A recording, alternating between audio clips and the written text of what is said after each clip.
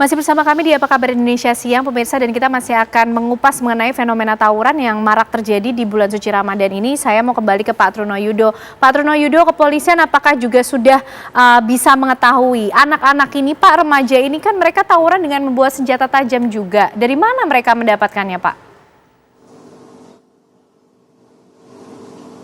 Iya, Mbak Ken, salah satunya di wilayah Depok ya, itu kita sudah mendalami dan tentunya ini juga butuh proses penyelidikan lebih lanjut.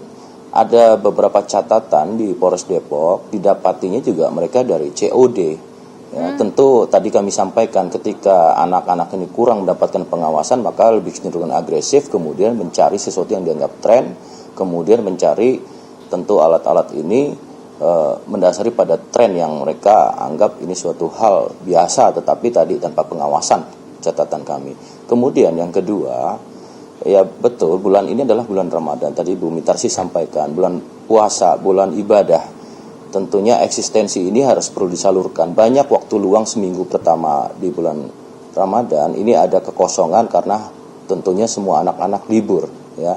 Maka perlu diisi dengan literasi-literasi anti kekerasan serta dampaknya, bahkan bisa mencederai lingkungannya menjadi suatu stigma yang jelek atau negatif. Kemudian ditambah lagi perlu adanya penyaluran ke kegiatan-kegiatan di RW. Polda Metro Jaya, Bapak Kapolda menyampaikan ada salah satu bagaimana mencoba melihat dari hulu, dari lingkungan.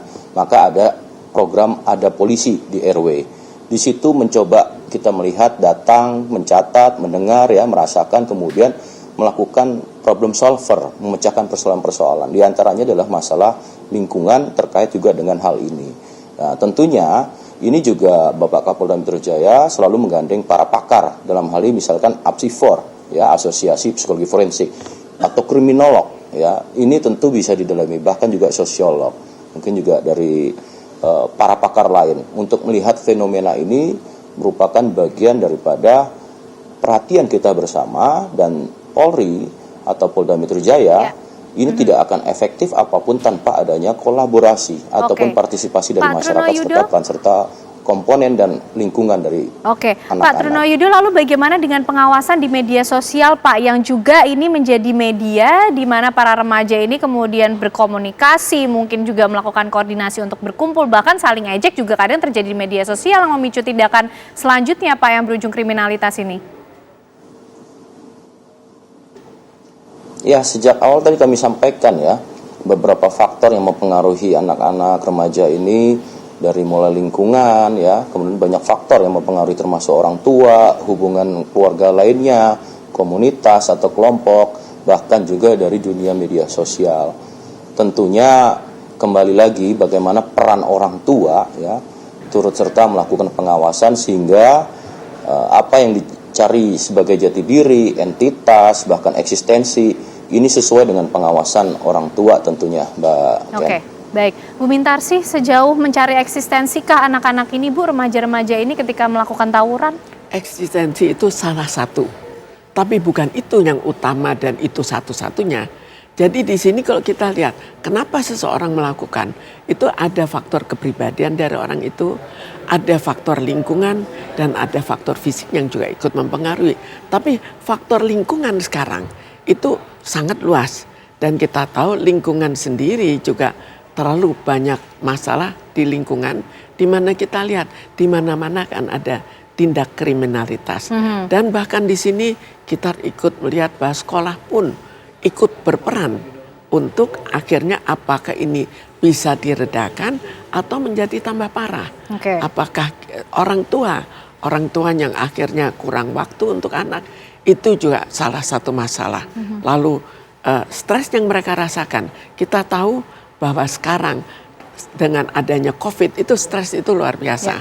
Jadi stres karena COVID, mereka harus mendekam di rumah, stres karena keuangan, itu jadi, semuanya. Ini seperti bom waktu yang tertahan kemarin ketika COVID-19, ini ada kelonggaran, kemudian mereka melakukan hal tersebut, begitu Bu Mintarsi? Salah satunya begitu.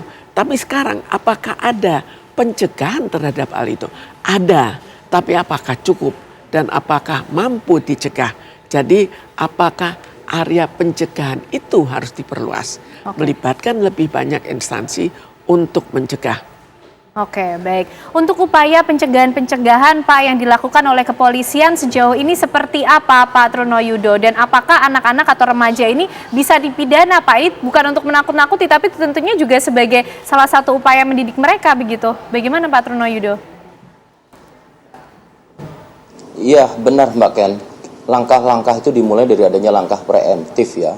Preemptif adalah bagaimana meningkatkan partisipasi seluruh komponen elemen masyarakat turut serta menjadi bagian untuk menyelesaikan persoalan ini. Dimulai dengan adanya tadi saya sampaikan program polisi RW. Kemudian juga ada selama bulan Ramadan ya dari Direktorat Bimas Polda Metro Jaya juga melakukan subuh keliling, kemudian traweh keliling ya sebagai suatu wujud di bulan Ramadan. Terus kemudian juga ada preventif. Preventif adalah sifatnya pencegahan, di mana ada kesempatan-kesempatan yang kita anggap suatu titik rawanan, tentu dihadirkan penggelaran Polri ya, di mana melakukan patroli gunanya mencegah. Kemudian juga adanya maklumat, ini juga salah satu wujud antisipasi mencegah. Kemudian yang ketiga adalah langkah terakhir, di mana langkah ini adalah proses penegak hukum. Tentu ada dua peristiwa ketika ini melibatkan antara anak dewasa, kemudian anak, yang tentunya ada dua peristiwa yang perlu kita jadikan referensi dalam proses penegakan hukum, baik sistem peradilan umum maupun sistem peradilan anak. Nah, tentunya ini merupakan langkah, namun langkah ini tidak akan efisien tanpanya kolaborasi. Bapak Kapolda Metro Jaya selalu menekankan kolaborasi. Secara kolaborasi interprofesi tentu kita banyak ya, yang kita libatkan termasuk Kodam, Pemda DKI, bahkan seluruh komponen masyarakat tentunya ini menjadi bagian untuk menyelesaikan persoalan ini, Mbak. Oke, baik. Bu Mintarsi, singkat saja, pencegahan diperluas sampai ke lingkup mana, Bu? Pencegahan mulai kita dari orang tuanya, supaya orang tua lebih memperhatikan anak, memberikan waktu lebih banyak, dan berkomunikasi dengan anak. Tapi sekarang yang sangat penting lagi adalah di sekolah. Di sekolah itu anak-anak kan dari situ kita bisa mulai melihat bahwa anak itu ada suatu masalah kejiwaan. Dan di situ guru-guru kan juga tahu anaknya kok sering termenung, anaknya kok sering berkelahi. Di situ guru-guru itu harus mendeteksi, oh ini anak ini calon nantinya remaja berisiko, dan di situ harus ada upaya untuk mengatasi bagaimana anak ini supaya teratasi tidak menjadi remaja yang seperti sekarang, remaja nakal. Kemudian kita lihat setelah itu baru lingkungan. Lingkungan itu mulai dari masyarakat, jadi polisi itu termasuk polisi, tapi polisi sendiri itu tidak akan sanggup menangani semuanya. Jadi polisi, masyarakat harus dilibatkan. Lalu yang lain itu juga lebih banyak dilibatkan.